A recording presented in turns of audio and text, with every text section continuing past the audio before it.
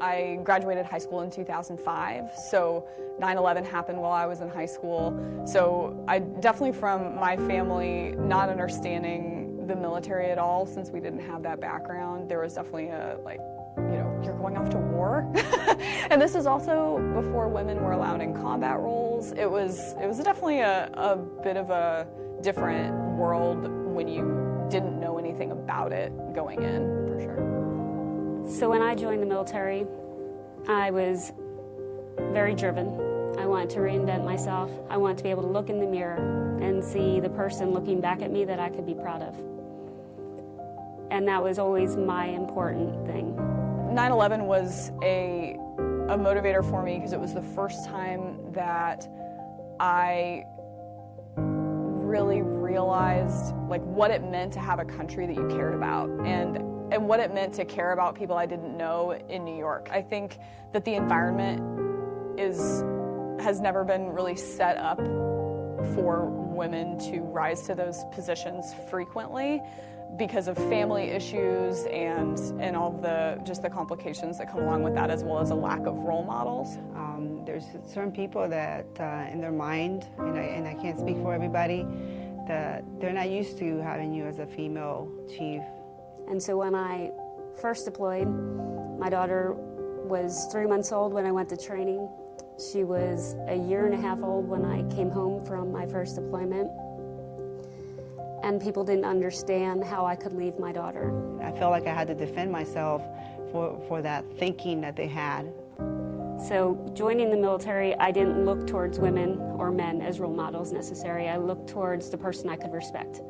The person that I saw had the same type of work ethic that my father had. They have that mental block where they're like, I don't think I can do it. But a lot of people, they can do it. They just have to push themselves. I did have to work harder. Not saying that I had to prove myself, but in some cases you do. I did feel like I did have to prove myself. None of that takes as much precedence as making sure you're living for today and tomorrow. I take one day at a time, one job at a time, one assignment at a time. You learn to put more emphasis on the good times or the time you have together. Live in the moment. I am close to my children. I have a good relationship with my husband and my family because I've chosen to focus on that. Well, I have 4 kids. My oldest is 14, my youngest is 20 months. I'm an example of you can do it. If I take care of my family, then I'm going to do a great job when I'm at work.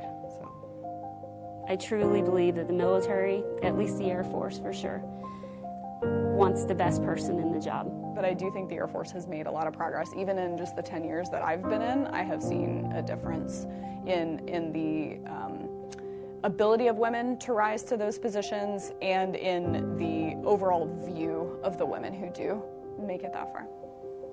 And I think that the military is refining itself in a way that allows more women to stay in. I've had a lot of my female leadership help me. Like in times that I was in serious self-doubt, they were like, you're a badass, just do it. Like, you know what you can do, just go out there and kick ass, go do it.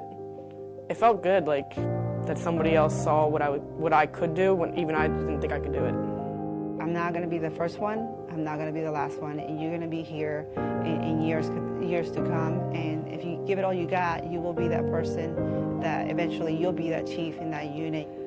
So for any young woman experiencing adversity, I would tell them to know what drives you and go for that. I would tell her to do it, not to listen to what other people are saying. You can literally accomplish anything that you put your mind to. If I were to have a talk with my daughter about what she's capable of and what the future looks like for her, I would tell her, you can.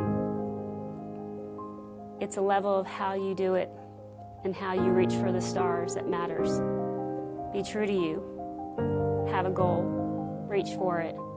Shatter that glass ceiling.